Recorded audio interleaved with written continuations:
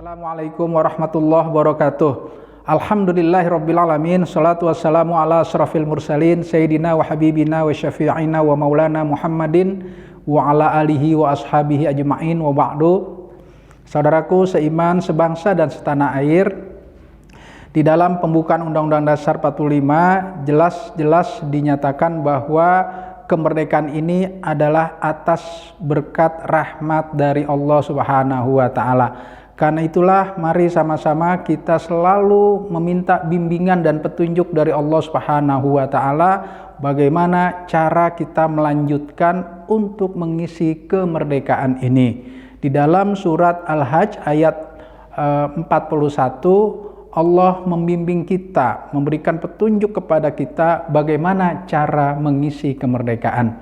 A'udzubillahi minasyaitonir rajim.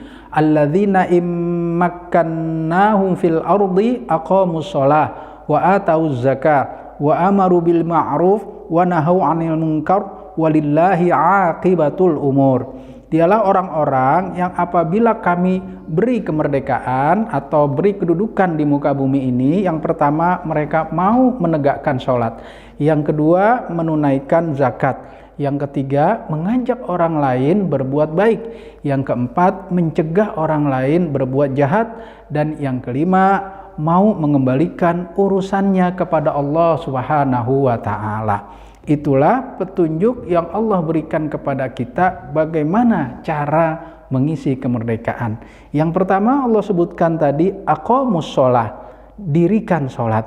Ternyata seluruh perintah sholat tidak ada disuruh mengerjakan atau melaksanakan, tetapi aqamus shalah, di ayat lain aqimis shalah, tegakkan, dirikan sholat.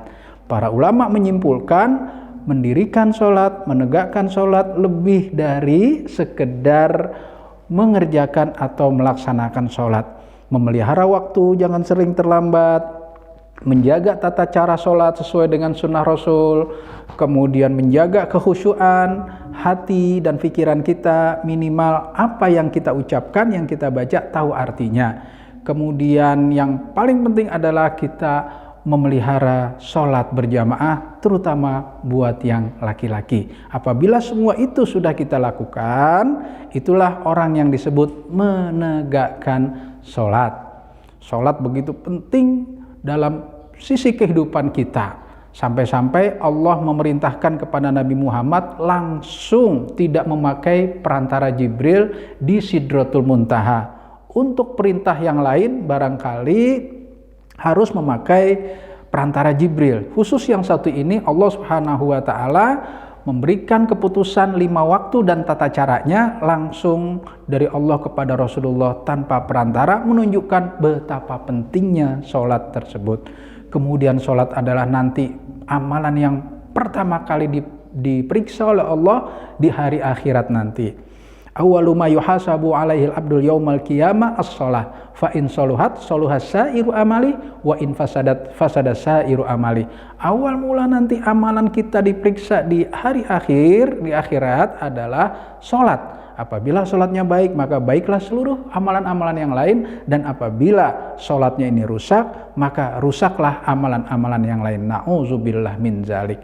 Dan yang paling penting buat kita adalah kebutuhan kita sekian banyak hikmah, manfaat, fadilah atau keutamaan yang semuanya bukan untuk Allah, untuk kepentingan kita. Gak mungkin saya sampaikan semua begitu ribuan hikmahnya yang tidak bisa dalam waktu yang singkat ini kita sampaikan. Satu saja hari ini, betapa kita sangat membutuhkan keteraturan, betapa hidup ini sangat membutuhkan keteraturan di dalam mengatur waktu-waktu kita, keteraturan dalam mengatur jadwal dan seluruh pekerjaan-pekerjaan kita, keteraturan di dalam menentukan prioritas serta berbagai macam jenis pekerjaan yang harus kita lakukan, keteraturan dalam hidup bermasyarakat, keteraturan dalam mengatur barisan yang diatur dalam sholat, bisa dikembangkan dalam berorganisasi dan seterusnya. Keteraturan di dalam mengatur ekonomi, keteraturan di dalam mengatur distribusi kekayaan agar tidak terjadi kesenjangan, keteraturan di dalam mengatur sosial politik dan seterusnya, yang semua itu sangat dibutuhkan oleh kehidupan manusia, dan itu banyak di dalam latihan-latihan kita dalam pelaksanaan ibadah sholat. Karena itulah sebenarnya penting sholat menjadi sesuatu yang begitu berharga, tidak bisa dinilai apapun dalam kehidupan kita. Yang kedua, Allah nyatakan wa atau zakah, mengisi kemerdekaan. Yang kedua adalah melunasi, membayar, menunaikan zakat.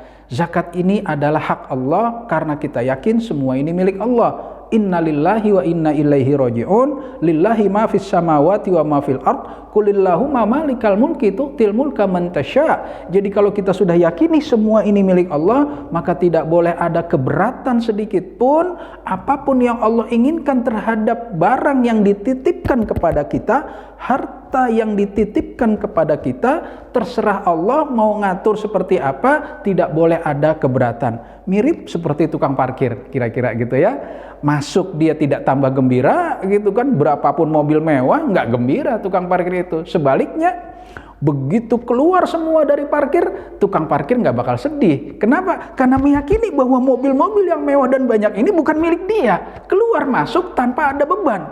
Bisakah harta itu kita miliki mirip seperti tukang parkir mengatur mobil? Kalau iya, maka berbagai kewajiban-kewajiban yang Allah perintahkan kepada kita terhadap harta yang dititipkan kepada kita tidak boleh sedikit pun keberatan. Sehingga Allah pun dalam Al-Quran menyatakan khuz min amwalihim, bukan minta, ambil. Jadi kepada amil zakat Allah perintahkan ketika melaksanakan pemungutan zakat itu perintahnya ambil, bukan minta. Kalau minta begini, kalau ambil begini, lain gitu kan. Tangan di atas lebih mulia dari tangan yang di bawah. Jadi panitia atau amil zakat bukan meminta, mengambil kewajibannya yang Allah perintahkan. Sedemikian hebatnya zakat ini menjadi pondasi di dalam perekonomian bangsa dan saudara-saudaranya. Ada infak, sodako, wakaf, jariyah, fidyah dan sebagainya. Kemudian tidak cukup sampai di situ. Bagaimana Allah mengatur ekonomi ini sampai mengatur berbagai jenis muamalah. Ada syirkah, ada musyarakah ya, mudharabah, murabaha, ada muzara'ah, ada mubaya'ah, ada qadrul hasan, ada wadi'ah, ada wakalah, ada takaful. Waduh, banyak banget yang tujuannya itu untuk mengatur sistem distribusi, pengaturan kekayaan, etika-etika, sehingga tidak terjadi eksploitasi, tidak terjadi pemerasan, tidak terjadi kesenjangan di dalam mengatur distribusi kekayaan yang telah Allah turunkan untuk manusia. Ada lagi tambahannya, etika bergaul, etika bermasyarakat. Kalau nyayur misalnya, Rasulullah minta banyakin kuahnya, tapi kasihan tetangga jangan dikasih kuahnya aja gitu kan. Maksudnya kalau ada masakan yang enak, upayakan masaknya yang banyak, biar tetangga kanan kiri kita bisa ikut kita bagi merasakan masakan enaknya masakan kita.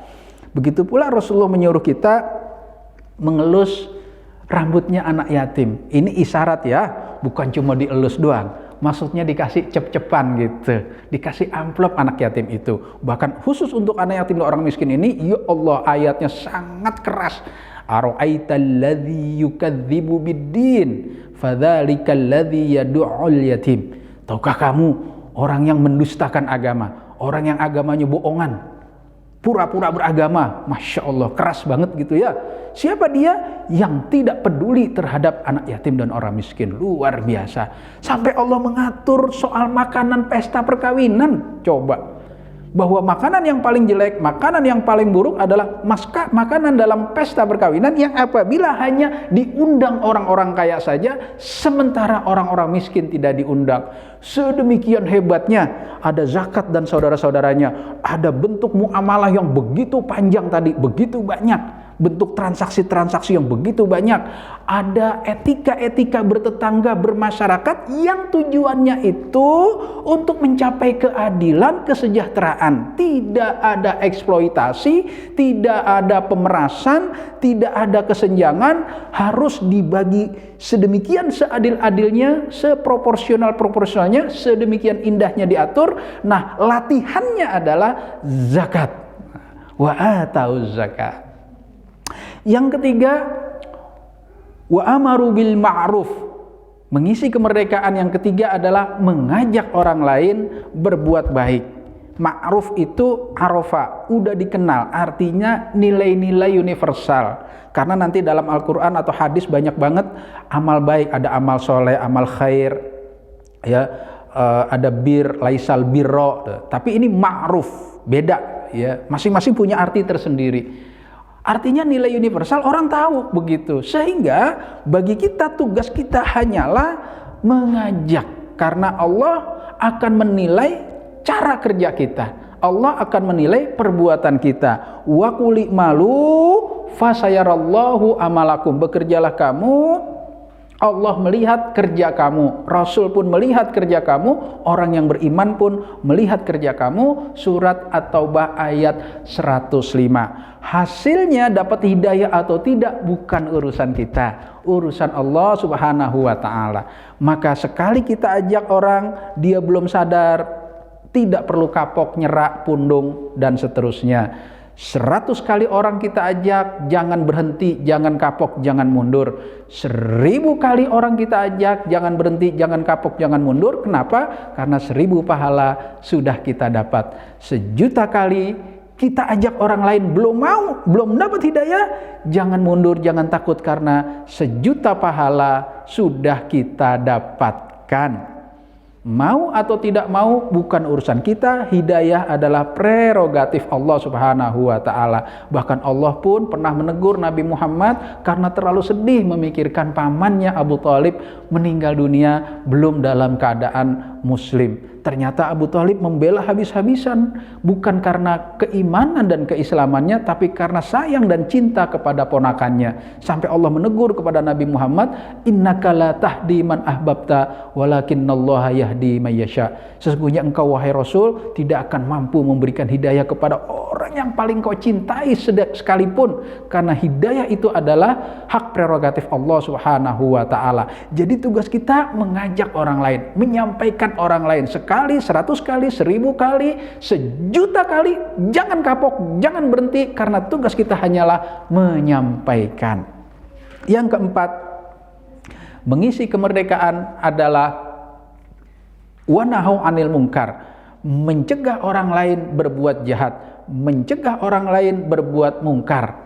Nah, lagi-lagi kejahatan itu banyak macamnya gitu ya. Ada ada ghairu sholih, macam-macam. Tapi yang mungkar ini lagi-lagi bersifat universal. Artinya Allah menanamkan kepada manusia akal pikiran dan fitrahnya, tahu membunuh itu enggak boleh, mencuri itu enggak boleh, menyakiti orang lain itu enggak boleh. Tanpa agama manusia tahu. Allah langsung berikan fitrah itu, akal pikiran kepada kita.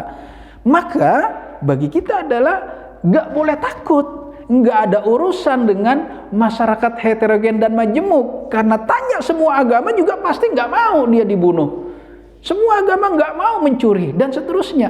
Karena itulah mari sama-sama tidak terlalu harus banyak strategi di dalam mencegah kemungkaran, tidak terlalu harus banyak berpikir. Yang penting kita berbuat, yang penting berbuatnya itu ada koridor hukumnya, sehingga setidak-tidaknya kita koordinasi dengan pihak aparat, kita tahu nomor-nomor HP, nomor-nomor telepon pihak aparat, sehingga ketika ada kemungkaran minimal kita bertanggung jawab di hadapan Allah, lapor ke polisi, kan begitu. Karena negara kita negara hukum, nggak boleh mengambil tindakan sendiri, supaya kita tidak mendapatkan laknat dan kutukan oleh Allah. Dalam surat Al-Maidah ayat 78 dan 79, orang-orang yang diam adalah orang-orang yang terkutuk. Diam adalah terkutuk. Lu'inal ladzina kafaru min bani Israila ala lisani Daud wa Isa bin Maryam dzalika bima ladzina asaw wa kanu ya'tadun kanu la yatanahawna 'an munkarin fa'alu labisa ma kanu yaf'alun. Dilaknat oleh Allah, dikutuk oleh Allah orang-orang kafir dari keturunan Bani Israel yang kutukannya itu disampaikan melalui lisan Nabi Isa dan lisan Nabi Daud karena mereka diam, tidak melakukan apapun terhadap kemungkaran yang ada di hadapan mereka. Amat buruklah sikap yang mereka perlihatkan. Jadi diam adalah terkutuk, diam adalah dilaknat oleh Allah.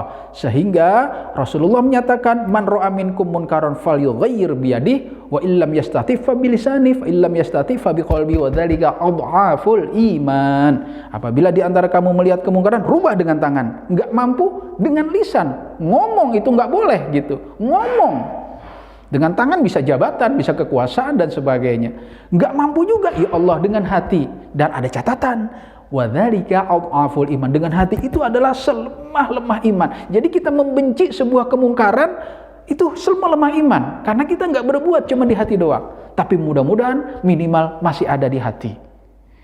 Yang terakhir, saudaraku seiman, sebangsa dan setanah air, bahwa mengisi kemerdekaan itu adalah walillahi aqibatul umur. Mau mengembalikan semua urusannya kepada Allah Subhanahu wa taala. Karena kemerdekaan ini kita nyatakan dalam pembukaan Undang-Undang Dasar atas berkat rahmat Allah. Maka segala problematika bangsa ini sebaiknya kita konsultasi kepada Allah. Kita minta petunjuk dan arahan kepada Allah. Kita lihat ayat-ayat Quran dan Sunnah bagaimana cara menyelesaikan problem, cara memakmurkan, cara distribusi ekonomi, cara tidak ada eksploitasi, cara supaya negara ini tercipta adil dan makmur. Kita tanya kepada Allah, walillahi aqibatul umur, mengembalikan semua problematik hidupnya, urusan bernegara dan sebagainya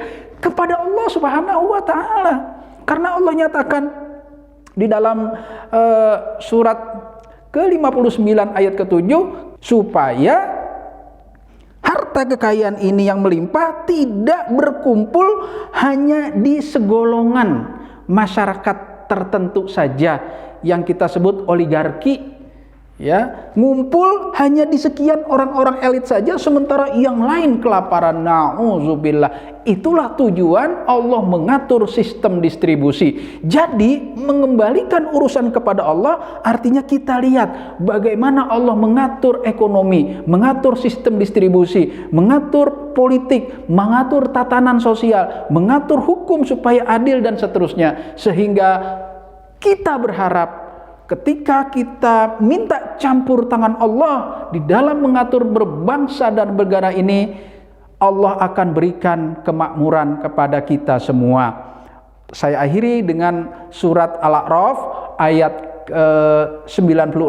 A'udzubillahi minasyaitonirrajim. Walau anna ahlal qura amanu wattaqau lafatahna alaihim barakatim minas sama'i wal ard walakin kadzabu fa akhaznahum bima kanu yaksibun.